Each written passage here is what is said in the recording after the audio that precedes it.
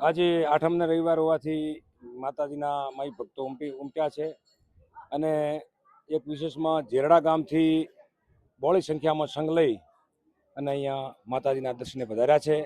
સંઘ દ્વારા નેજાની પૂજા થઈ અને પૂજા કર્યા પછી નેજાને અમારા મંદિર ઉપર પધરાવી છે કે અહીંયા દર રવિવારે 200, 500, 700, 800, 1000 એવી વસ્તી શ્રદ્ધાથી આવે છે. અહીંયા એમના માને જ માનતા માની લે કે હે માં, મારું આ કામ થશે તો હું 5 રવિવાર તારા ભરીશ. ચાલતા પણ આવે છે ધાનેરાથી, બીજાથી, આમ દિયોદર તાલુકાથી, બનાસકાંઠા બહારના પણ લોકો આવે છે, રાજસ્થાનના આવે છે, માનતા રાખે છે, માતાજી એના કાર્યો પૂરા કરે છે.